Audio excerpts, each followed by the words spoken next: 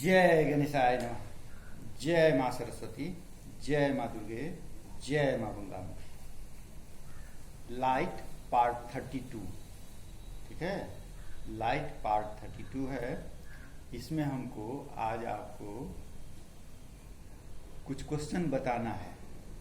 पीछे भी क्वेश्चन शायद लिखे हुए थे, आप बनाए होइएगा। बन गया होगा अच्छी बात है, नहीं बना होगा फिर देखिएगा, ठीक है। तो पहले तो क्वेश्चन आपके सामने आ गया पूरा, क्या है? और आगे कर दें, साफ दिखेगा।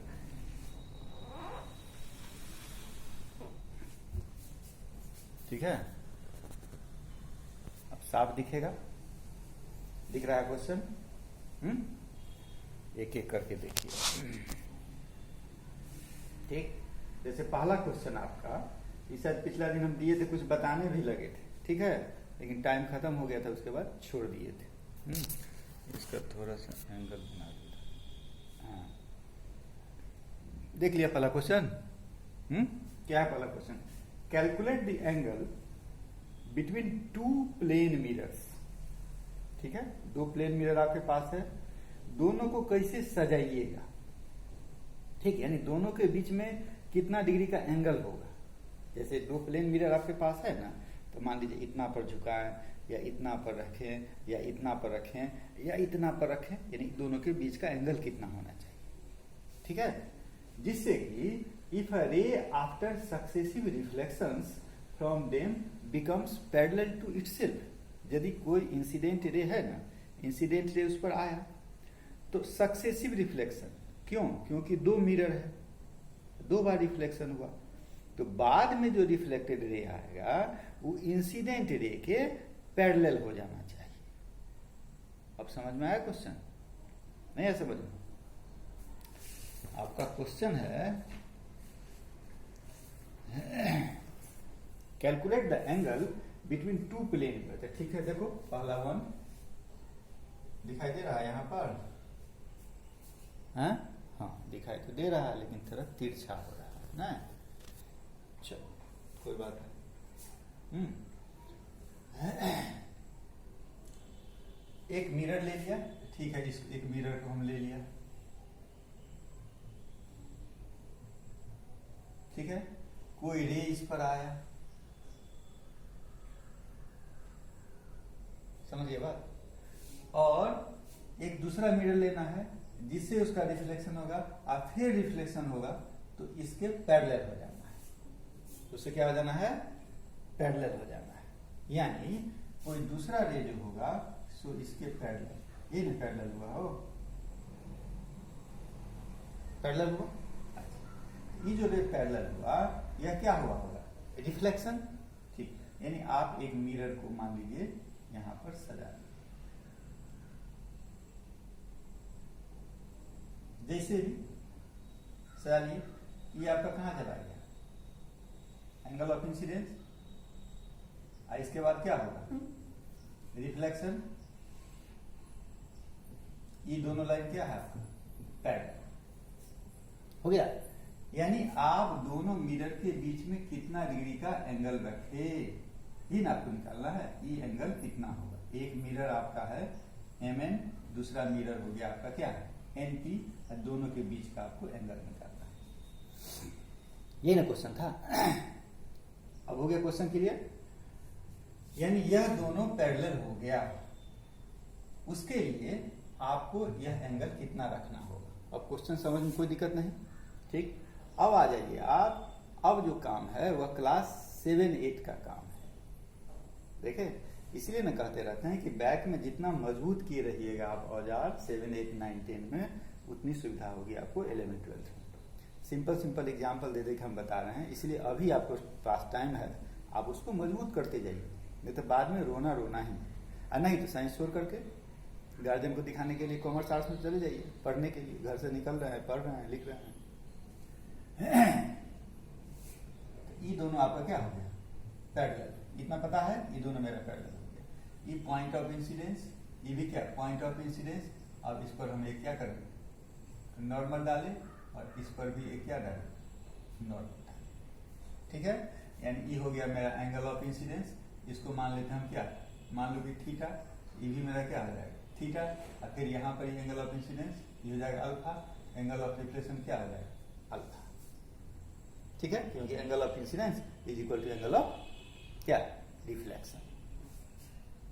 हो गया।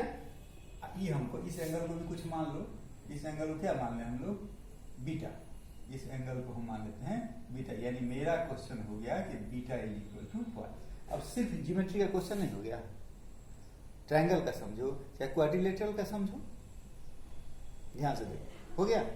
चलो अब देखो, ये मेरा पैरेलल है, इसका भी नाम कुछ रख दें क्या, इसका नाम रख देते हैं हम ए बी, इसका नाम रख देते हैं हम सी डी।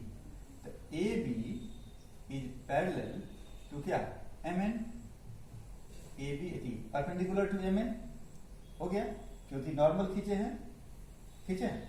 अच्छा, अब हमको एक बात बताओ, इसका मतलब ये जो हो गया मेरा, ये कितना डिग्री का होगा 90 डिग्री का। तो एंगल डी बी एन कितना होगा, एंगल डी बी एन कितना हो जाएगा बोलो, 90 डिग्री माइनस थीटा नहीं हो जाएगा, कोई दिक्कत नहीं। उसी प्रकार से यहां भी सी डी जो है वह परपेंडिकुलर है पी एन पर, तो एंगल कितना हो जाएगा, कौन angle B D N, angle B D N कितना डिग्री हो जाएगा 90 डिग्री, और माइनस कितना अल्फा। माने मेरा नजर किस पर है, इस ट्रायंगल पर, बी डी एन पर नजर है मेरा, है ना।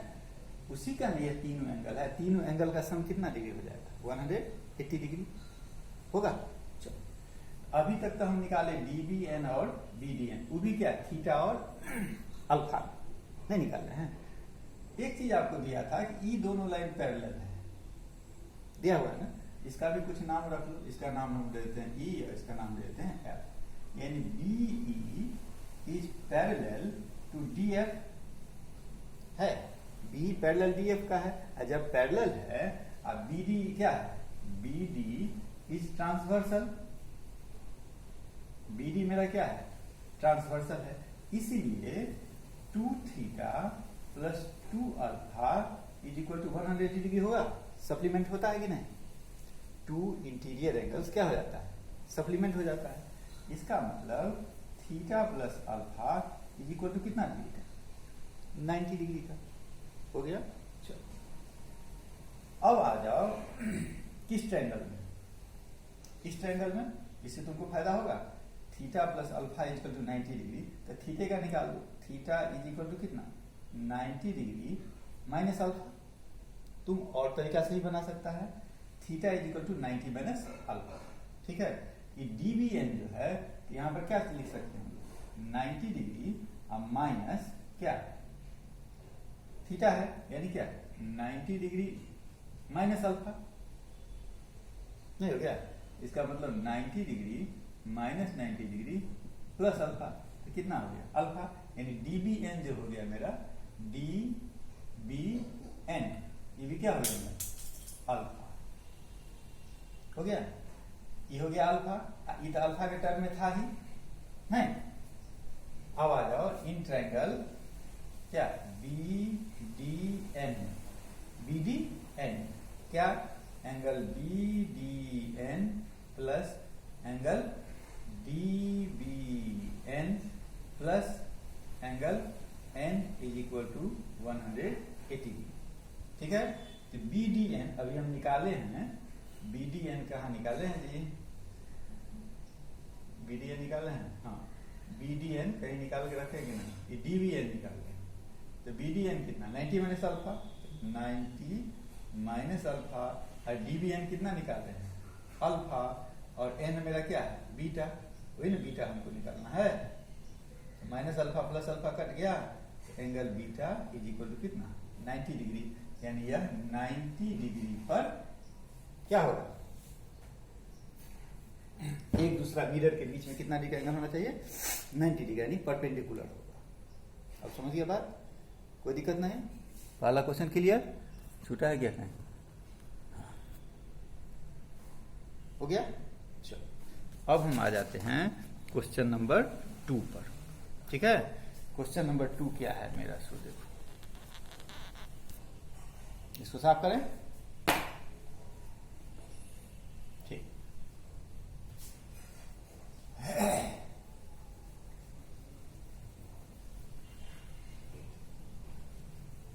तुम लोग अपने से पहले बना लो और उसके बाद इसको मिलाओ। तुम और इसे शॉर्ट में भी बना सकता है, हमको समझाना था इसीलिए हम लंबा करके लेके चले गए। ठीक, दूसरा क्वेश्चन क्या है, two plane mirrors are inclined in such a way, ठीक है, that a ray of light which is parallel to one of the mirror becomes parallel to other mirror after two successive reflection. Calculate the angle between the two mirrors. ठीक है, question क्या है मेरा, question है two plane mirrors are inclined in such a way, question पहले समझ लो, that a ray of light which is parallel to one of the mirror, माने एक जो इंसिडेंट रे आएगा वह किसी एक मिरर का पैरेलल होगा। ठीक है, चलो उसके बाद is parallel to one of the mirror becomes parallel to the other mirror after two successive reflection. Question पूरा है कि नहीं है, parallel to one of the mirror, ठीक है, becomes parallel to other mirror after two successive, हाँ ठीक, और रिफ्लेक्शन के बाद जो एंगल माने दो रिफ्लेक्शन के बाद जो रे आएगा, रिफ्लेक्टेड रे आएगा, वह दूसरे मिरर का पैरेलल हो जाएगा। ठीक है, यानी दूसरा हम देखते हैं, यहां पर मान लो कि एक ही मिरर हो गया, ठीक है, एक मिरर मेरा ये है, इस पर कोई रे आया, तो क्या करा, पहला रे जो है, पहला रे किसी न किसी मिरर का क्या है, पैरेलल है, तो ठीक है, इसके पैरेलल एक हम मिरर ले लिए। अब समझ गया बात, ई रे एक मिरर का पैरेलल हो गया। ठीक है, अब सक्सेसिव रिफ्लेक्शन माने क्या, एक रिफ्लेक्शन तो यहां हुआ नहीं हुआ, और दूसरा रिफ्लेक्शन यहां हुआ नहीं, कर रहा है ना, तो ये जो सक्सेसिव रिफ्लेक्शन हुआ, ये जो रे होगा वह इस मिरर का पैरेलल होगा, सो कह रहा है। ठीक है, इस मिरर का जो पैरेलल होगा, इसका मेरा रिफ्लेक्टेड रे ई आना चाहिए, ये ना आना चाहिए, बात समझ रहा है, यानी एक जो इंसिडेंट रे आया सो इस मिरर के पैरेलल, तो सक्सेसिव रिफ्लेक्शन के बाद रिफ्लेक्टेड रे ई आया, वो किसके बराबर, इस मिरर के बराबर, माने पैरेलल होना चाहिए है। तो इस दोनों के बीच में कितना डिग्री का एंगल बन रहा है, अब समझ गए बात। ये फिगर अच्छा नहीं लग रहा है क्योंकि इसके पैरेलल नहीं लग रहा है, इसको हम हटा करके पैरेलल बना ही देते हैं। अब हो गया पैरेलल, कोई दिक्कत नहीं। अब इसको हमको सॉल्व करना है कि भाई हमको ये एंगल निकाल, जैसे पीछे वाला क्वेश्चन बताएं, सेम रूल अप्लाई होगा कि नहीं होगा, सेम रूल अप्लाई होना चाहिए।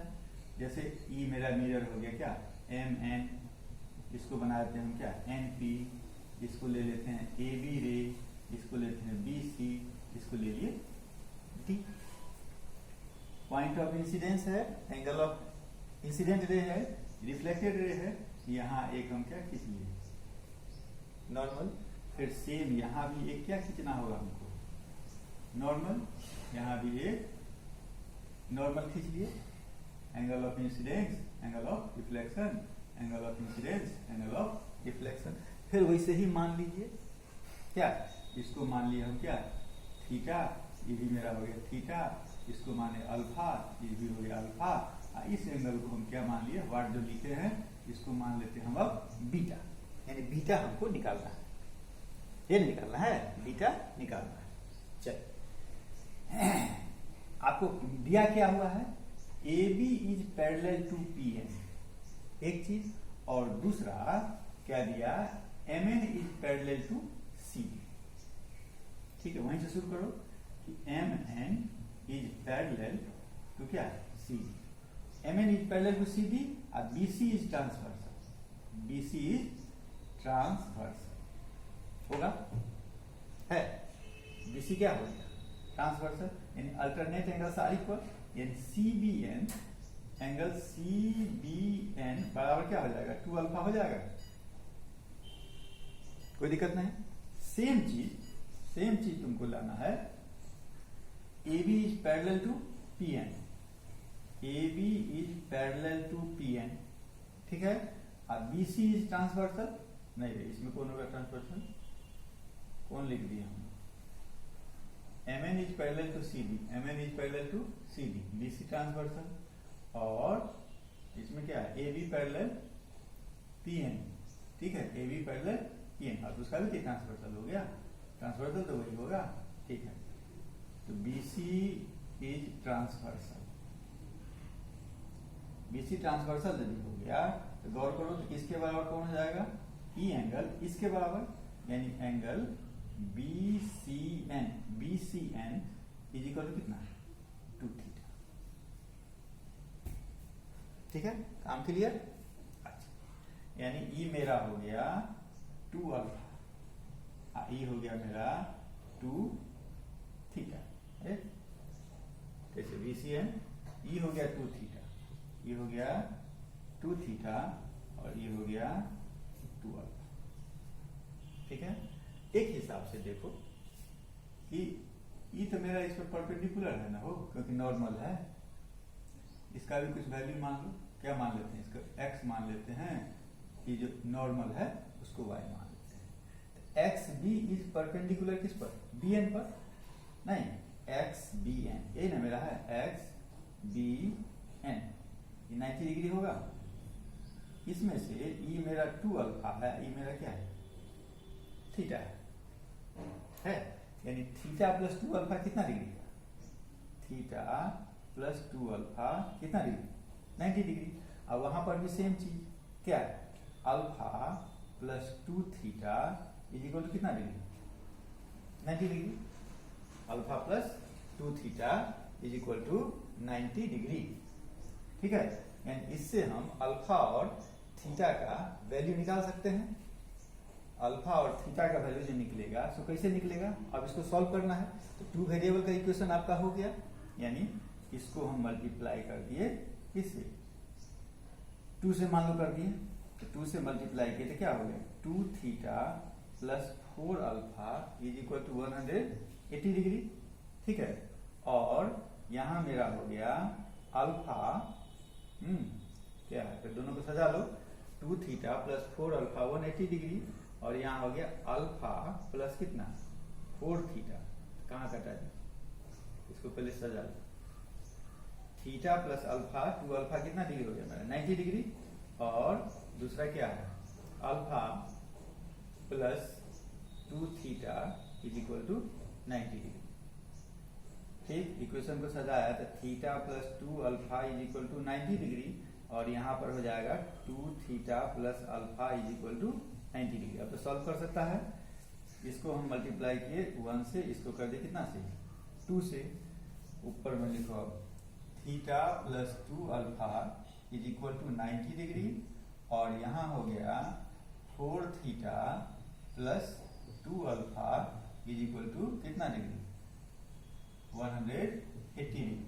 अब बाय क्या सब्सट्रैक्शन कर दो, सब्सट्रैक्शन कर दिए तो क्या हो गया, माइनस माइनस माइनस, ठीक है, ये हो गया -3 थीटा, ये चला गया, इज इक्वल टू -90, यानी theta is equal to 30 degree.